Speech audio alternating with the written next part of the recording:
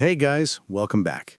Tonight we're wandering through that awkward twilight between two world wars, a time when everyone said they wanted peace, but kept behaving like they'd misplaced the manual for it. So, find a quiet spot, maybe pull a blanket around your shoulders, and let's drift together through the slow collapse of old empires and the uneasy birth of something darker. The year is 1918. The guns of the First World War have finally gone silent, though silent might be generous. Europe is basically one enormous open wound with a flag stuck in it. Towns are rubble, economies are gasping for air, and an entire generation of young men has been introduced to the idea that mud and artillery shells are a lifestyle. Everyone swears it's the war to end all wars, which, as we now know, aged about as well as unrefrigerated milk. Let's float first to Germany, because that's where the future trouble will ferment. The old German Empire had fallen apart like a badly assembled IKEA wardrobe. Kaiser Wilhelm II, the man with the fancy uniforms and unfortunate decision-making skills, had fled to the Netherlands, where he spent his exile chopping wood and pretending he didn't miss the throne. Back home, chaos was having a grand time. The new Weimar Republic tried to set up democracy while the economy was actively imploding. Imagine trying to redecorate your house while it's on fire. By 1923, hyperinflation reached the kind of absurd levels economists use as cautionary bedtime stories. People carried cash in wheelbarrows just to buy bread. Children made kites out of worthless banknotes, because why not? At least they'd fly. And amid this disaster, extremists were everywhere, left, right, and sideways. Armed militias patrolled the streets like over-enthusiastic neighborhood watch groups with better mustaches. Meanwhile, the Austro-Hungarian Empire had quietly disintegrated into about 5 smaller nations, each pretending to be very confident about its borders. Hungary in particular developed a fondness for mourning the empire's lost glory, a national mood that could be summarized as sad nostalgia but with uniforms. Italy, technically on the winning side of the Great War, also felt cheated. They joined the Allies expecting glorious land gains and instead got awkward thank you notes. Disillusionment spread faster than espresso, and before long, a new political movement began strutting through the streets in matching shirts. Yes, the fascists. Led by Benito Mussolini, former journalist, gifted ranter, and man who looked perpetually one espresso away from conquering something. He promised to restore Italy's pride, which apparently involved marching on Rome in 1922 and convincing the king to hand him power. Because when someone shows up with tens of thousands of shouting followers, you tend to say, "Sure, take the job." Mussolini made dictatorship look theatrical, grand gestures, parades, slogans. Democracy was out. Uniforms and synchronized salutes were in. Europe watched, half amused, half concerned. Across the map, Russia was finishing its own extreme makeover. The Tsar and his family had been removed from both the throne and the mortal plane, replaced by Lenin's Bolsheviks. The Russian Empire rebranded as the Soviet Union, swapping crowns for hammer and sickle logos and a lot of red paint. The rest of the world viewed it like a dangerous science experiment that somehow kept working. Western nations were both horrified and secretly fascinated, like watching your neighbor successfully power his house with lightning. The Soviet model offered a tempting message to the poor and desperate: tear down the elites, redistribute everything, and claim you're building utopia. To battered Europe, that sounded almost reasonable. Almost. Let's drift west to France and Britain, the weary victors. They'd won the war, but didn't exactly look victorious. Both were buried in debt, and their economies resembled exhausted marathon runners trying to remember why they'd signed up. At Versailles in 1919, they gathered with the United States to draft the peace treaty. It was meant to secure lasting peace. Instead, it mainly secured lasting resentment. Germany was handed a bill so large it might as well have been a cosmic joke, reparations equivalent to hundreds of billions today. The Allied negotiators believed punishment would prevent another war.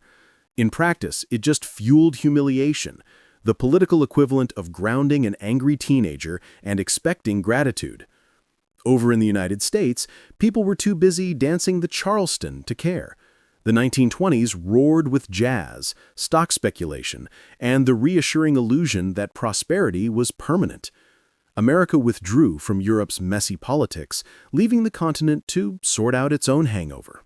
Then came 1929, and the Great Depression politely kicked down the door. Banks collapsed, factories shut, and optimism fell off a cliff. In Germany, unemployment soared. The middle class, the one group keeping democracy afloat, watched their savings vanish overnight. Desperation makes people nostalgic for strongmen, and, right on cue, fringe parties started promising simple answers. Always a red flag, metaphorically and literally. By the early 1930s, the world looked like a group project where everyone had given up. Democracies were floundering, empires were dissolving, and political violence had become a routine weekend activity. In Spain, the monarchy had collapsed, birthing a fragile republic that would soon spiral into civil war. In Eastern Europe, small dictatorships sprouted like weeds after rain. Even in stable countries, people flirted with authoritarian ideas, tired of chaos, seduced by order. It's almost hypnotic, this recurring human dream. Find one strong leader who will fix everything. Spoiler, they never do. Let's pause here. The world by 1933 was drifting towards something ominous. Old monarchies were gone. Democracies were fragile. Economies were wrecked. And into that void stepped new ideologies dressed in crisp uniforms and shouting about destiny. The stage was set. The world didn't know it yet, but the next act would be even darker. Stay cozy.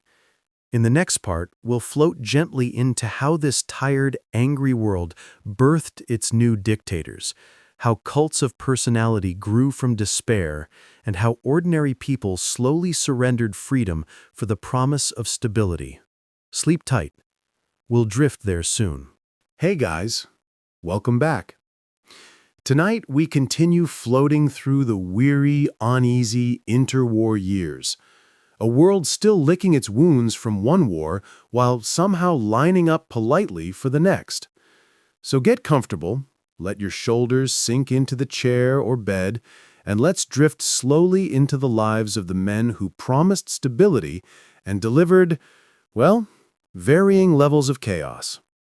Let's start with Benito Mussolini, because he's a good, slightly theatrical example of how desperation breeds fascination with uniforms.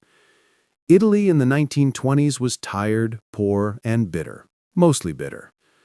The country had joined the Allies expecting glory, but the Treaty of Versailles handed them gratitude, small scraps of land, and a mild sense of existential disappointment. Italians didn't vote for Mussolini because he was nice or competent. They voted for him because he looked like he knew how to march, shout, and make dramatic gestures while promising to fix everything. He founded the Fascist Party, a word that literally means bundle, which is oddly poetic because he would go on to bundle the Italian people into a tight, regimented society. Mussolini's life before politics was colorful. Journalist, firebrand, occasional mutterer of obscure poetry, and this made him seem slightly more cultured than your average authoritarian, if you squint. By 1922, Mussolini orchestrated the March on Rome, a 30,000-person parade that convinced the king it was easier to give Mussolini power than resist him. Because yes, apparently, when someone shows up with shouting thousands, the polite thing is to hand over the keys. Once in power, he became Italy's dramatic father figure. Speeches, parades, and the occasional "look at me, I'm the government now" pose. Now let's drift north to Germany, where the atmosphere was sticky with desperation, debt, and resentment. The Weimar Republic was fragile, saddled with crushing reparations, and an economy that couldn't decide if it wanted to collapse quietly or spectacularly. By 1923, hyperinflation made cash nearly worthless. Families carried bread in wheelbarrows. Children made toys out of banknotes. Some people just burned stacks of money for warmth. Amid all this, fringe parties thrived. One man in particular, an Austrian-born veteran named Adolf Hitler, sensed an opportunity. He was charismatic in that peculiar, sweaty way, and had an almost instinctive ability to tell frustrated, impoverished crowds exactly what they wanted to hear. The recipe was simple: blame the weak, promise greatness, and provide the occasional military salute for emphasis. Hitler's early life was a mix of artistic frustration, bullying, and obsessive nationalism. He wanted to be an architect or painter, was rejected by art school, and eventually found himself wandering the streets of Vienna, absorbing anti-Semitic ideas like an extremely focused sponge. Of course, he eventually brought this all together into politics, because why not double down? The Nazi Party began small. Just a few dozen people in Munich waving banners and occasionally singing songs. But the economic collapse of the 1920s gave them oxygen. By 1930, millions of Germans were unemployed, hungry, and nostalgic for some kind of direction. Enter Hitler, furious, eloquent, and very good at pointing at people he deemed problematic. By 1933, Hitler was chancellor. Democracy hadn't so much failed as it had been politely escorted out the door by a crowd of uniformed stormtroopers. And once in power, the transformation was dramatic.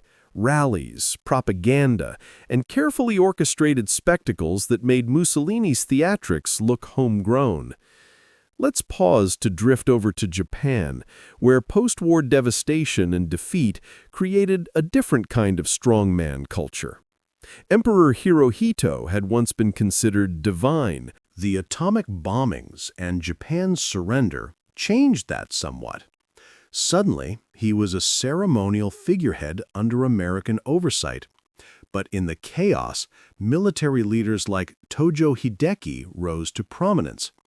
Japan's militarists promised order and honor, and they delivered obedience, expansionist ambitions, and more than a little tension with their neighbors. While Hirohito quietly adapted to his new symbolic role, Tojo and his generals orchestrated policy and propaganda with meticulous precision, proving that even in apparent defeat, hierarchical obsession with control thrives. Let's float back to Europe, where dictatorships were quietly sprouting like mushrooms after rain. Spain was a particularly chaotic patchwork.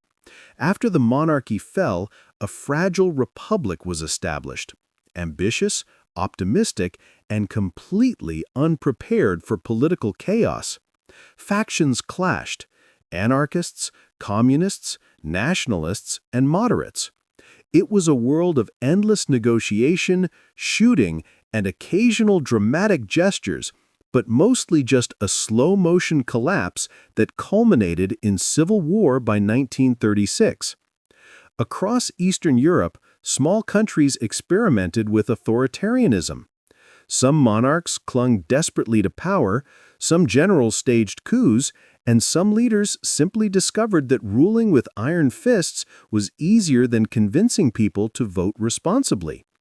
Meanwhile, in the Soviet Union, Joseph Stalin continued his careful, paranoid management of power. By the 1930s, he had consolidated authority with remarkable efficiency: purges, show trials, and a cult of personality.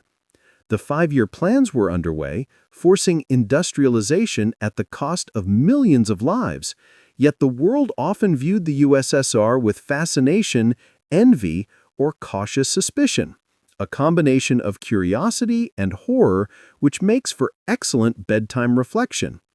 Back in the United States, the world looked like a musical. People danced through the Roaring Twenties only to collapse spectacularly during the Great Depression. Franklin D. Roosevelt arrived in 1933 promising a New Deal, reform, hope, And government programs that occasionally resembled very slow-motion experiments in social engineering. Americans tolerated it because it seemed preferable to starving quietly or joining a fascist movement. By the mid-1930s, the stage was fully set. Germany was under Hitler, a master of spectacle and grievance politics. Italy was under Mussolini, theatrically marching toward glory. Japan's militarists were reorganizing their society after a crushing defeat. The Soviet Union was industrializing and terrorizing simultaneously. Spain, Eastern Europe, and other smaller nations were experimenting with authoritarian experiments of their own. And throughout it all, the world's democracies, France, Britain, and the US, were exhausted, cautious, and occasionally blinkered by optimism that seemed quaint from a 21st century perspective. The world was quietly, inexorably, sliding toward another major conflict. Not because anyone was eager, but because history has a habit of repeating itself when the lessons are inconvenient. So, in this gentle, slow-motion view of the 1930s, we see a pattern: economic despair, political instability, charismatic leaders, and desperate populations. The combination is strangely hypnotic when you drift through it calmly, with no cheering, no immediate danger, just a sense of inevitability. And that's where we leave it for tonight. A tired, fractured world, where strong men rise quietly, while ordinary people hope their governments don't completely implode. Next time, we'll float into the late 1930s.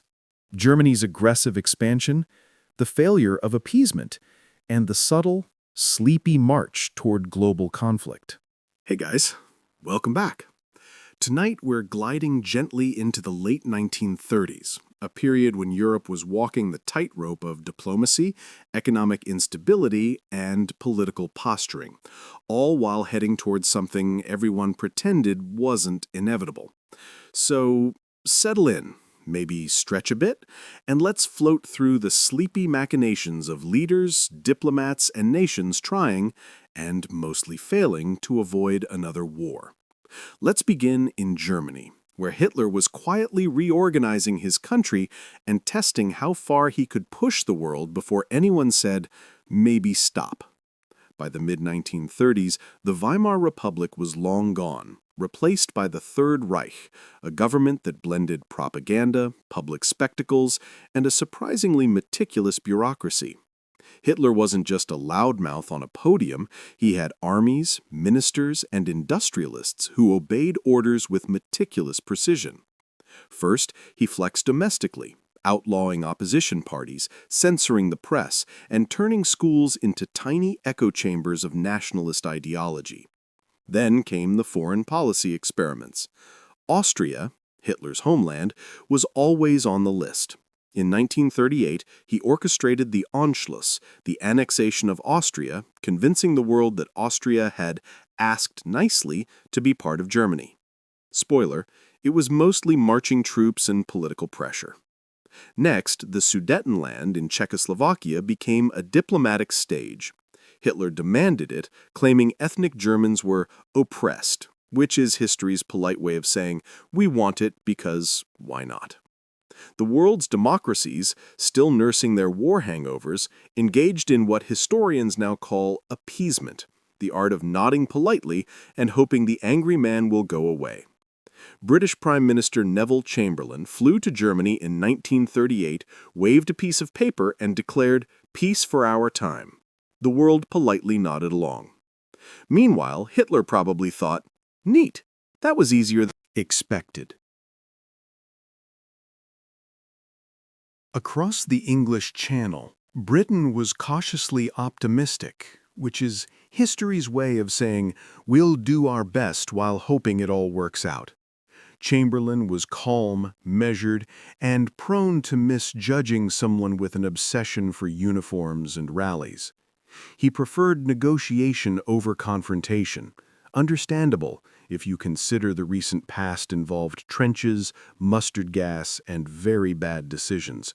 France, equally war-weary, leaned on Britain for support, but generally focused on building the Maginot Line, a series of fortifications along the German border.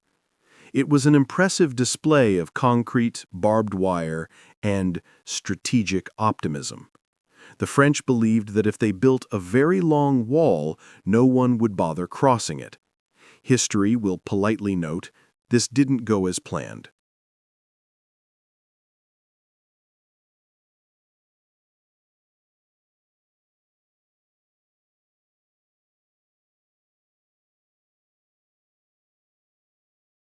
Let's float east for a moment to Italy, where Mussolini watched Germany's moves with mild envy and opportunism. Italy had ambitions too, though slightly smaller and more theatrical. Mussolini invaded Ethiopia in 1935, partly to prove Italy still had teeth and partly to stage a dramatic military parade for newspapers. The League of Nations frowned, imposed some sanctions, and then mostly shrugged because enforcement was complicated and the members were exhausted. Back in Spain, the Civil War continued its quiet, relentless grind. General Francisco Franco's nationalist forces battled Republicans, anarchists, and communists in a conflict that was slow, messy, and deeply ideological.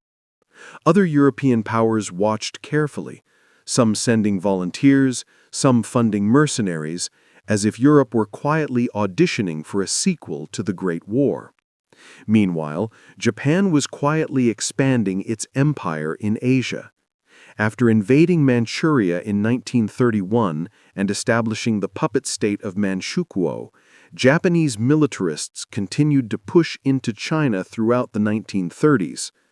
This wasn't dramatic in the Hollywood sense, more a series of bureaucratic orders, strategic movements, and Occasional explosions. But the long-term effect was significant. Japan was demonstrating, in its own careful way, that empires could be rebuilt, even quietly, with meticulous planning and a relentless chain of command. And so the world drifted forward, like a tired ship on a calm but uncertain sea. Diplomacy continued to wobble. Treaties were signed, notes were exchanged, and everyone smiled politely at meetings where each party secretly hoped the others would trip on their shoelaces. Conferences were held, with leaders sitting stiffly, nodding, and promising nothing that could actually be enforced. By 1939, it became clear that appeasement had limits. Hitler had already swallowed Austria, parts of Czechoslovakia, and tested the patience of Europe. Poland, a nation carefully sitting between Germany and the Soviet Union, was about to become the next unwitting stage for expansionist ambitions. Let's drift over to Poland, quiet and unaware of the looming storm. The Polish government was attempting cautious modernization and hoping that alliances with Britain and France would act as insurance. Poland had meticulously prepared maps, plans, and hope. Mostly hope. And then, on September 1, 1939, Germany invaded. Blitzkrieg, the Lightning War, was efficient, terrifying, and strangely cinematic. The Polish army, valiant but underprepared, struggled against tanks, planes, and the relentless coordination of a man who had been practicing for years. Within weeks, Poland was occupied, and the world quietly realized that appeasement had failed. Britain and France, true to form, declared war. Their declarations were formal, polite, and slightly reluctant. Germany, now officially at war with two major powers, continued its operations with methodical efficiency. Europe was officially heading into the chaos that everyone had been drifting toward, like clouds slowly darkening a calm afternoon. Let's pause to drift over to the United States, which was, at this point, still politely ignoring most of Europe's drama. Isolationist sentiment was strong. The American public preferred radio dramas, jazz, and the occasional stock market roller coaster to contemplating another transatlantic conflict. Roosevelt, however, quietly prepared the country for the possibility that this calm wouldn't last forever. Lend-Lease, military expansions, and subtle diplomatic nudges all suggested that the U.S. was a sleeping giant, aware, cautious, and slightly grumpy about being dragged in eventually. Across the Atlantic, the world stage was set. Europe, bruised and tired, faced aggressive powers, hesitant democracies, and a nervous hope that diplomacy might miraculously succeed one more time. Asia was simmering. The dictators and militarists were quietly sharpening their tools, polishing their speeches, and rehearsing their public appearances. And humanity, as always, continued on. People worked, laughed quietly, wrote letters, and hoped that the adults in charge had a plan, which, history tells us, is rarely sufficient. By the end of the 1930s, the sleepy rhythm of post-war recovery had been disrupted. The world was ready for conflict, even if no one wanted to admit it in polite conversation. Leaders had pushed, prodded, and tested limits. Nations had politely nodded and said, "We trust you somewhat." History, calm and patient, watches all of this like a slow river. The currents are strong but invisible until you're already in the middle. And by the early morning of September 1939, those currents would carry the world into a storm unlike any it had seen before. So, tonight, let's leave it there. Europe weary, leaders ambitious, populations cautiously optimistic, and diplomacy quietly failing. The world was drifting toward war, but for now, we can remain calm, float gently through history, and watch the pieces move in slow motion.